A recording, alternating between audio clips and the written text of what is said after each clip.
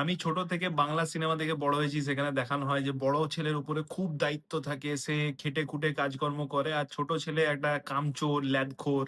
Raphinha হচ্ছে বড় ছেলেটা, ঠিক আছে? ১ম মিনিট থেকে প্রেস করতে শুরু করেছে যতক্ষণ না সাবস্টিটিউট হয়েছে ভাই।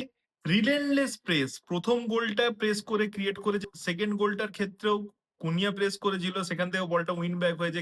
তারপরেও অনেকটা কাজ বাকি ছিল। সেইটা নিজের হাতে করে এনরিককে একটা বল বানিয়ে দিয়েছে। এনরিকের ভালো ফিনিশিং ছিল। দারুণ ফিনিশ হয়েছে। আর অন্যদিকে এই ব্রাজিল টিমেই আরেকটা ছোট ভাই আছে। ঠিক আছে? যে বললাম না যে ল্যাদখোর, কোনো কাজ-বাজ করে না। খালি এরকম একটা ধান্দা খালি যে চুপচাপ একটা শুয়ে থাকবো, বল কখন আমার পায়ে আসবে। সেটা হচ্ছে ভিনিসিয়াস জুনিয়র।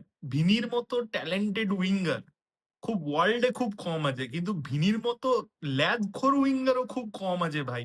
বক্তব্য হচ্ছে যে ম্যাচটা কিরকম হলো? ম্যাচটা কিন্তু খুব ভালো হয়নি। ব্রাজিলের পার্সপেক্টিভ থেকে যদি আমরা দেখি, ১ম হাফে রাইট উইং দিয়ে কোনো অ্যাটাকই হচ্ছিল না। ওয়েসলিকে একটা চেষ্টা করানো হয়েছিল যে রাইট উইং এ খানিকটা খেলানোর উপরে তুলে। কিন্তু সেই জিনিসটা কাজ করেনি। আপ ফ্রন্টে ভিনি এবং ইগর থিয়াগো ছিল। ইগর থিয়াগো ভালো প্রেস করেছে ইভেনচুয়ালি, কিন্তু ফিনিশিং খুব বাজে ছিল তার। ভিনির ক্ষেত্রে ব্যাপারটা হচ্ছে টপ সিটার ও প্রেস হয়তো করবে না, কিন্তু ও টেক অন নেওয়ার চেষ্টা করে। একটা থ্রেটের ব্যাপার থাকে। তো ওকে মিস আউটও করতে পারবে না। সেখানে লেফট মিড হিসেবে খানিকটা ইউজ করা হয়েছিল রাফিনিয়াকে, এবং ফার্স্ট হাফে লেফট মিড হিসেবে যখন রাফিনিয়াকে ইউজ করা হয়েছিল, লেফট চ্যানেল দিয়েই গোটা অ্যাটাকটা ক্রিয়েট হয়েছে। তার কারণ লুকাস পাকেতা ইভেনচুয়ালি একটা অ্যাডভান্স নাম্বার 10 পজিশনে খেললেও আমার মনে হয় না সেই রোলটার প্রতি সে জাস্টিস করেছে। ক্যাসিমিরোর লেগস আর গান যখনই কাউন্টারের মতো পজিশন ক্রিয়েট হয়েছে, ক্যাসিমিরো কিন্তু নিজের পজিশনে ব্যাক যেতে পারেনি। এবং আমার যেটা মনে হয় মার্কিউনেসকে একটা জিনিস বুঝতে হবে যে এটা কিন্তু পিএসজি নয়। তো একটু কনজারভেটিভ ডিফেন্ডিং করতে হবে ভাই। তার কারণ অ্যাগ্রেসিভ ডিফেন্ডিং যদি করার চেষ্টা করে, there is no Dembele or Kvaratskhelia যে নেমে ছুটে এসে হয়তো কভার করার চেষ্টা করবে। এখানে ভিনি খেলে ভাই।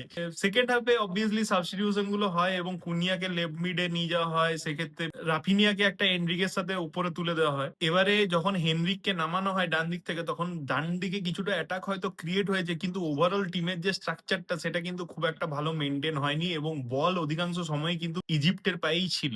Lot of work needed to be done. যদি 4-4-2 খেলানোর কথা চিন্তা ভাবনা করা হয়, তাহলে রাইট সাইডে পজিটিভলি অ্যাডভান্স পজিশনে খেলবে, সেটা একটা মেক শিওর করতে হবে। তার কারণ থিয়াগো কিংবা পাকেতা, যাদেরকে আজকে ফার্স্ট হাফে নামানো হয়েছিল, তারা কিন্তু সেন্ট্রালি খেলার চেষ্টা করেছে। অন্যদিকে ভিনি এবং রাফিনিয়ার মধ্যেও কিন্তু তালমিলটা যে খুব ভালো ছিল এমনটা নয়। ডিফেন্সের ক্ষেত্রে ইট ওয়াজ টেরিবল। কোন রকমে বল উইন ব্যাক করলেও বল ধরে রাখার যে ব্যাপারটা, সেটা কিন্তু কোনোভাবেই দেখা যায়নি।